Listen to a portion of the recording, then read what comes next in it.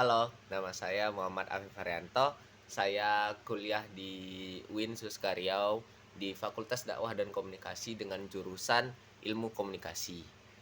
Nah, arti dari nama saya Muhammad Afif Haryanto yang kalau Muhammad itu diambil dari Nabi, kalau Haryanto itu diambil dari nama ayah, kalau Afif itu diambil dari Al-Quran yang artinya mulia. Mulia, terhindar dari dosa, dan suci. Itu arti dari nama saya. Mudah-mudahan nama saya adalah kan doa yang diberikan kepada orang tua saya. Mudah-mudahan itu berlangsung baik kepada diri saya. Amin amin ya rabbal alamin. Saya berasal dari Pangkalan Kerinci, Kabupaten Palawan. Nah, yang saya sukai di Pangkalan Kerinci itu adalah di saat saya berkumpul dengan teman-teman saya. Nah, di saat saya berkumpul dengan teman-teman saya bisa bertukar pikiran dengan mereka, cerita hal-hal random dengan mereka, asik bareng sama mereka, dan bahkan sampai jam 12 malam. Dan saya sangat menyukai itu di Pangkalan Kerinci bersama mereka. Dan sampai sekarang mereka nanya, "Pip, kapan pulang, Pip? Kapan pulang, Pip?" Oh, tenang aja, bentar lagi saya pulang ya. Oke lah. Oke, lanjut. Hobi saya adalah bermain bola. Dulu itu kalau misalnya di Pangkalan Kerinci hobi saya bermain bola, tapi karena saya berkuliah, hobi saya sekarang yaitu karena di Pekanbaru kan, saya suka jalan-jalan. Saya tuh suka jalan-jalan keliling kota gitu ya kan, karena saya mempunyai kesan tersendiri terhadap kota Pekanbaru itu. Saya kayak ingin merasakan vibes kota Pekanbaru gitu, jalanannya dan suasananya gitu. Nah, apalagi jalan ke Jembatan Leton, kayak saya merasakan juga gitu kan, gimana ya dulu orang Melayu di Pekanbaru ini hidup gitu ya kan, karena dulu kan belajar PMR gitu kan. Nah, jadi saya sangat suka keliling Pekanbaru kalau misalnya saya waktu luang ya, walaupun sedikit menghabiskan minyak sih. Tapi nggak apa-apa, saya sangat suka itu. Baik, alasan saya mengambil prodi ilmu komunikasi adalah karena saya merasa kalau ilmu komunikasi itu adalah saya. Karena dari dulu saya orangnya itu pede gitu ya kan. Jadi sampai banyak yang bilang saya itu orangnya kepedean gitu kan. Bahkan ada orang-orang yang bilang caper gitu kan. Ya, ya tapi nggak apa-apa lah. Dan juga saya tuh berani tampil gitu, berani maju ke depan. Ah, kayak misalnya waktu field trip, waktu di SMA, kalau misalnya kami pergi ke suatu tempat gitu, terus orang di tempat itu kayak bertanya gitu kan, saya suka menjawab gitu. Saya ingin menjawab gitu ya kan. Nah, setelah saya menjawab, kadang juga saya dapat hadiah gitu. Dan karena tingkat kepedean saya yang tinggi, makanya saya masuk ke ilmu komunikasi, terutama di public relation ya kan. Rencana saya ingin melatih di diri saya di public relation, karena menurut saya orangnya juga banyak omong, saya juga suka cerita gitu. Lanjut, pencapaian terbesar di dalam diri saya. Menurut saya pencapaian terbesar dalam diri saya sekarang, saya saat di perkuliahan ini sudah kayak lebih dewasa. Menurut saya lebih berpikir gitu dalam mengambil suatu tindakan. Karena dulu di SMA kan saya kayak masih nurutin ego, karena sedangkan sekarang saya di kuliah, jadi saya bisa lebih berpikir dalam mengambil suatu keputusan. Dan saya juga merasa saya lebih mandiri daripada sebelumnya, karena sekarang saya ngekos. Dan juga saya bangga dengan diri saya bisa kuat dan berusaha semaksimal mungkin untuk mencapai impian saya. Nah, dulu saya pernah ikut organisasi di SMA, OSIS, dan saya kebetulan jadi OSIS agama. Nah, peran saya di kok ketua OSIS agama yaitu kayak kebetulan saya sekolah Islam terpadu gitu ya kan. Jadi jadwal sholat, imam, dan doa, ceramah itu saya dan tim saya yang buat. Jadi bergilir gitu. Jadi semua kami siswa sekolah saya dulu itu dapat giliran buat ceramah dan imam dan muazinnya gitu. tujuan saya belajar mata kuliah ini, saya ingin mengembangkan diri saya di bidang komunikasi juga. Dan komunikasi itu banyak kan, kayak seperti public relation, jurnalistik, dan broadcasting. Saya ingin mengembangkan diri saya semuanya di sana gitu. Untuk saya ingin mempelajari dasar-dasarnya gitu. Harapan saya belajar di kelas ini ya saya mengerti dan bersama-sama teman kelas sukses bareng, saling support bareng dalam proses belajar gitu.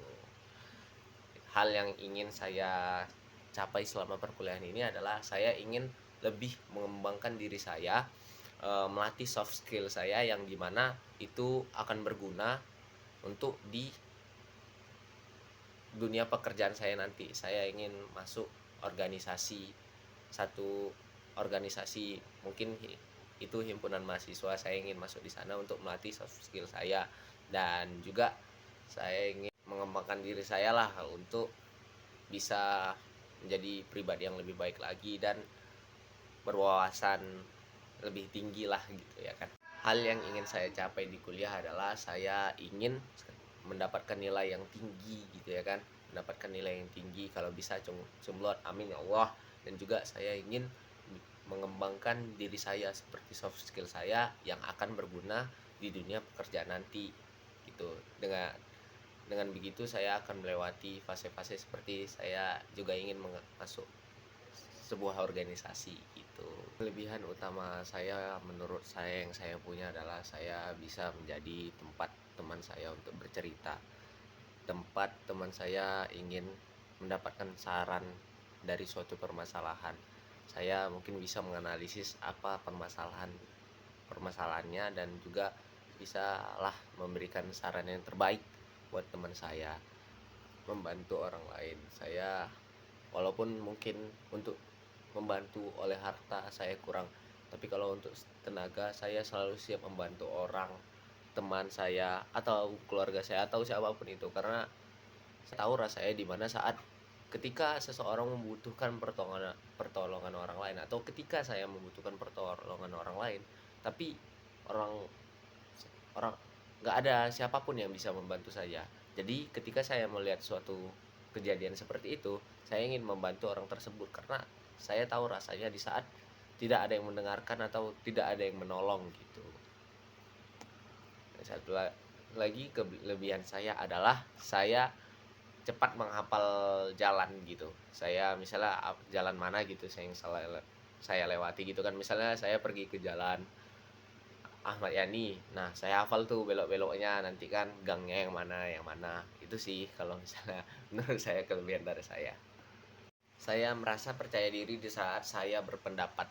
Contohnya seperti memberikan saran atau menyelesaikan suatu permasalahan. Saya merasa diri saya bisalah untuk membantu atau berkontribusi dalam kayak memberikan saran yang terbaik buat teman saya atau buat orang yang bercerita dengan saya, menjadi pendengar yang baik, dan juga memberikan pendapat yang terbaik dalam untuk memecahkan suatu permasalahan. Di situ saya merasa percaya diri.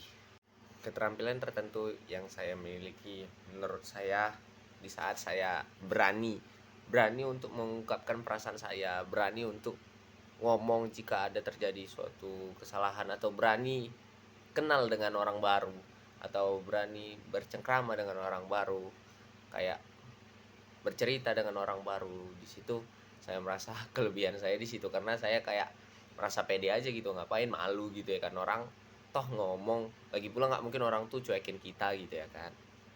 Yang saya nikmati ketika saya bekerja atau belajar adalah di saat saya bisa menyelesaikan itu, di saat saya bisa menyelesaikan sesuatu itu dengan usaha saya sendiri.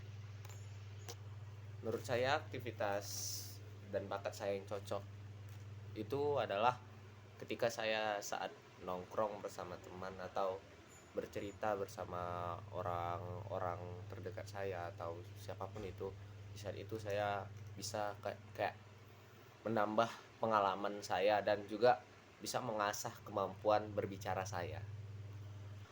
Saya pernah dibilang sampai fun fact dari saya yaitu tempat cerita yang baik lah gitu. Di saat teman-teman saya cerita dengan saya, sampai dibilang pandai memberikan arahan atau pandai penasehat yang baik gitu. Kalau saya untuk memprioritaskan antara pencapaian akademik dan non akademik, saya lebih memilih kepada yang akademik. Contohnya kayak perkuliahan, misalnya saya banyak gitu kan aktivitas-aktivitas yang saya lalui, entah itu mengikuti kegiatan di kampus atau kegiatan yang lain yang berguna buat saya. Ya saya tetap memprioritaskan yang pertama itu kuliah, karena tujuan saya hadir dan saya menjadi mahasiswa Winsus Riau, saya berkuliah, ingin mengejar gelar. Hambatan saya hanya di saat saya ingin mencapai sesuatu, saya hanya merasa diri saya tidak bisa untuk mencapai itu, merasa rendah diri saya atau meremehkan diri saya sendiri. Dan cara saya mengatasinya itu, saya berpikir di dunia ini tidak ada yang tidak mungkin, dan di situ dan bermimpilah setinggi alam semesta atau setinggi galaksi. Karena kalau misalnya setinggi langit, jatuhnya ke bumi. Kalau setinggi semesta, setinggi galaksi, jatuhnya di antara bintang-bintang. Hal yang paling saya sulit lakukan adalah di saat saya mengontrol diri saya yang terlalu ekstrovert. Bahkan ada yang memberikan saya jurusan hyperaktif karena saya lasa atau sebagai macam gitu, nggak bisa tenang. Itu nggak bisa saya kontrol. Cuman ya mungkin saya sadar, mungkin dari pabriknya saya kayak gitu. Menurut saya yang paling banyak saya belajar untuk berkembang adalah dengan pengambilan keputusan atau dalam mencerna sesuatu. Dalam mencerna sesuatu seperti yang saya bilang, kayak bisa mungkin kelebihan saya di sana, tapi di sisi lain saya merasa itu juga harus dilatih lagi dan merasa kurang karena nggak ada yang sempurna di dunia ini, dan saya perlu mempres itu untuk menjadi lebih baik lagi. Langkah pertama yang saya lakukan di saat saya memperbaiki kelemahan saya itu adalah seperti melihat dari teman-teman saya atau orang lain atau orang yang lebih berpengalaman dari saya, yang udah di posisi itu, yang dimana cara ngomongnya baik, pengambilan keputusannya bagus, kayak mencerna lingkungannya bagus gitu. Mungkin itu yang akan saya lakukan, melihat orang yang lebih dari saya, dan di situ saya pelajari gimana caranya. Keterampilan saya mungkin yang saya pilih yaitu dalam memberikan masukan atau seperti memberikan saran atau seperti humas gitu, kayak memberikan pengarahan. Dan saya suka itu, dan saya sebelum itu juga pasti akan mengerti akan hal itu dulu sebelum saya bisa memberitahukannya kepada orang atau audiens. Langkah pertama ketika saya mengambil keterampilan tersebut adalah di saat saya mempelajari apa yang ingin saya sampaikan, apa yang sekiranya saya butuhkan untuk mencapai, ya, untuk saya bisa menjadi seperti itu. Itu dulu saya pelajari supaya saya memiliki landasan yang akan membantu saya untuk berkomunikasi dengan baik. Cara saya untuk memanfaatkan sumber teknologi gitu, misalnya seperti ChatGPT.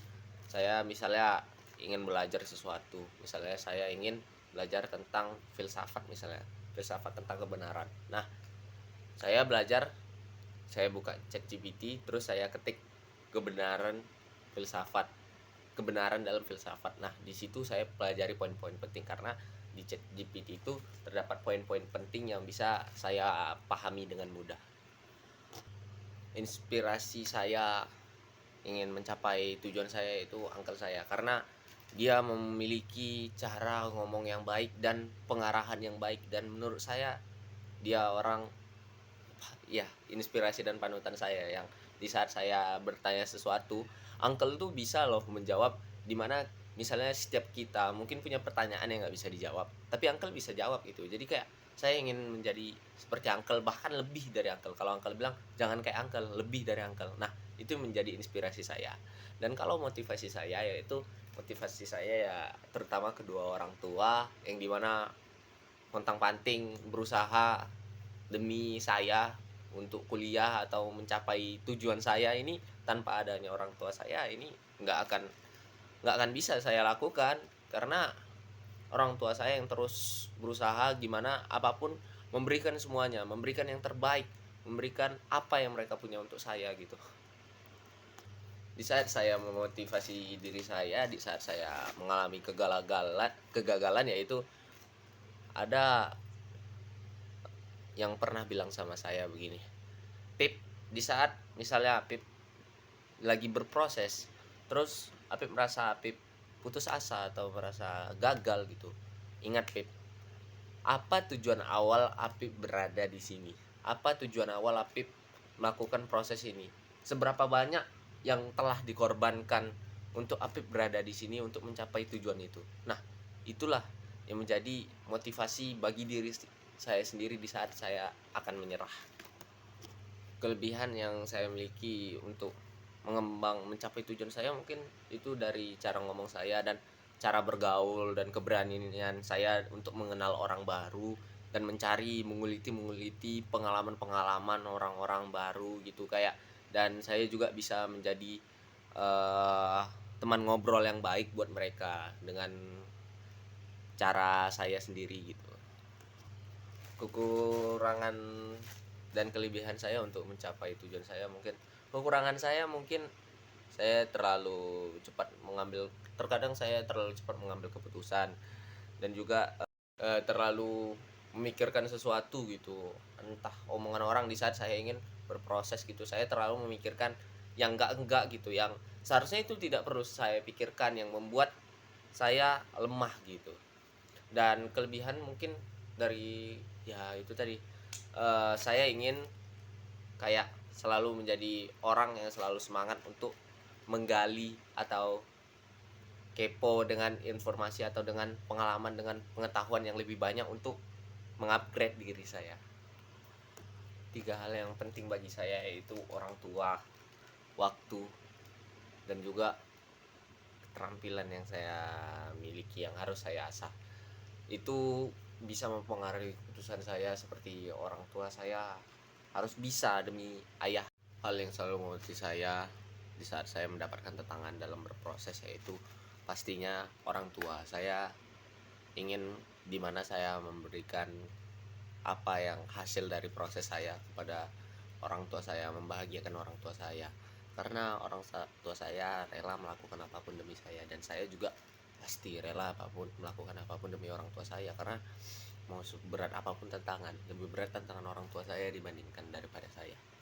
Dan tokoh yang menginspirasi saya adalah Umar bin Khattab, karena Umar bin Khattab adalah seorang sahabat Nabi dan juga Khalifah Rasyidin yang berprinsip dengan keadilan. Saya suka dia karena dia tuh orangnya adil gitu. Kayak kalau misalnya di zaman sekarang sulit menemukan sosok pemimpin atau orang yang mengambil keputusan dengan tepat seperti beliau.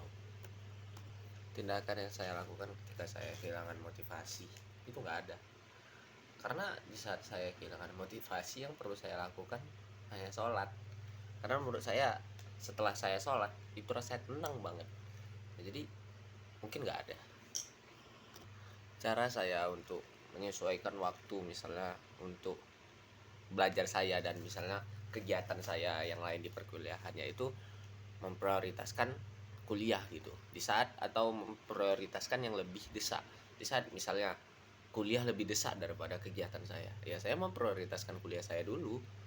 Tapi kalau misalnya kuliah, misalnya tugasnya ada beberapa minggu lagi, tapi nih yang kegiatan saya udah terdesak, ya saya melakukan apa yang kegiatan saya dulu, tapi dengan satu catatan, yang tugas saya tadi itu aman kalau misalnya saya melakukan kegiatan saya itu gitu. Kebiasaan buruk yang di produktivitas saya itu ya paling saya malas-malasan lihat HP gitu ya kan, scroll TikTok, ya mungkin itu saja sih. Dan yang malas gerak aja ketika saya udah nyaman di HP, ya saya akuin itu. Dan cara saya untuk menyelesaikan semua tugas-tugas saya, ya mungkin saya orangnya nggak terlalu tepat waktu, mungkin saya orangnya yang kayak nggak kayak misalnya dikasih tugas waktunya misalnya seminggu terus saya langsung kerjakan gitu, enggak misalnya, tapi saya bakalan mengangsur-angsur tugas saya perlahan demi perlahan, dan ketika udah mepet baru di situ saya selesaikan semuanya. Setelah mengalami kegagalan, yang saya lakukan adalah saya menjadikan itu sebuah pembelajaran, karena banyak yang semakin dewasa, semakin berjalannya waktu, saya merasakan hal-hal yang di luar ekspektasi saya, dan terutama kegagalan. Dan di saat saya merasakan kegagalan, yang saya lakukan adalah menjadikan itu pengalaman, dan yang pertama saya lakukan menjadikan itu pengalaman dan berdamai dengan diri saya. Dan untuk kedepannya saya kan pengalaman tadi pembelajaran, nah untuk tidak melakukan kesalahan yang membuat saya gagal lagi gitu.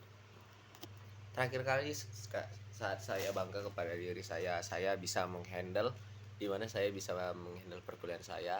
Dan mungkin bagi saya itu pertama kali di saat saya mengikuti kegiatan Family Gathering 2024, di mana saya menjadi CEO acara, dan di situ saya alhamdulillah bisa menghandle bersama teman-teman teman-teman CEO teman-teman divisi acara yang lain menghandle acara itu gitu. Dan di situ saya merasa sangat bangga dengan diri saya.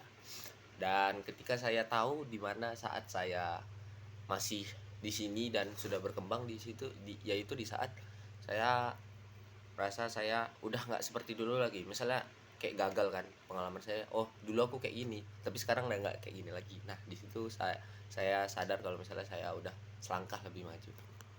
Yang saya lakukan ketika saya emosi gitu terhadap sesuatu, yang pertama saya lakukan adalah astagfirullah. Yang kedua itu adalah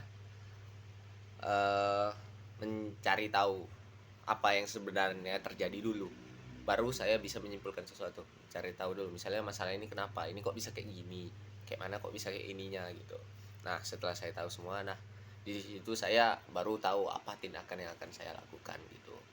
Dan yang saya lakukan untuk menjaga hubungan baik kepada orang-orang, yaitu di saat orang itu punya hubungan baik dengan saya, di saat mereka mengajak saya atau ingin berbicara sama saya, di situ saya bisa menjadi teman yang baik atau pendengar yang baik di saat mereka bercerita, di saat bersama mereka gitu. Jadi saya selalu bilang, misalnya Gus, kalau misalnya aku salah ingetin aja ya, biar aku bisa introspeksi diriku juga. Aku nggak mau punya hubungan yang baik sama orang tiba-tiba, atau teman-temanku atau siapapun itu tiba-tiba rusak gitu gara-gara aku gitu. Ketika saya mendapat kritik, mungkin itu akan sedikit menggores hati saya, tapi mau gimana pun itulah kenyataannya, dan saya pasti mengintrospeksi benar nggak kritik yang diberikan orang ini. Jika benar, saya akan mengubah itu. Jika misalnya kritik itu hanya kritik yang tidak suka kepada saya menjadikan itu sebuah angin lalu saja gitu. Tapi di saat kritik itu beneran tertuju pada saya dan emang bener kekurangan saya akan memperbaiki itu. Peluang saya yaitu seperti mengikuti kegiatan-kegiatan di kampus untuk mengembangkan diri saya. Disitulah peluang saya. Dan juga bagaimana dan cara saya memilih peluang sesuai dengan hidup saya, ya saya lihat dulu ini misalnya organisasi gini kan, ini isinya apa aja, ini di sini ngapain aja, dan kegiatannya apa saja. Nah ketika menurut saya itu cocok dan sesuai dengan apa yang saya butuhkan untuk mengembangkan diri saya akan terjun ke situ. Yang saya pernah lewati kesempatan yaitu di saat saya melewatkan beasiswa yang dimana posisinya saya sakit dan mengira deadline-nya itu juga masih lama, padahal itu dapat sekali membantu saya dan kedua orang tua saya. Orang tua saya nggak perlu berusaha lebih untuk mensupport saya gitu dengan adanya beasiswa tadi. Dan yang saya lakukan ya cuman menjadikan itu sebuah pelajaran, dan untuk kedepannya jika ada beasiswa saya akan memperjuangkan itu, karena melihat teman-teman saya yang berhasil mendapatkan itu, kayak seharusnya saya juga bisa mendapatkan itu, tapi di saat saya menunda-nunda itu, disitulah saya menyesal. Baik, sekian, terima kasih video dari saya Bu Aci. Semoga Ibu bisa mendengarkan suara saya dengan jelas. Maaf jika ada salah perkataan. Semuanya itu dari saya, karena yang sempurna itu dari Allah. Terima kasih. Assalamualaikum warahmatullahi wabarakatuh.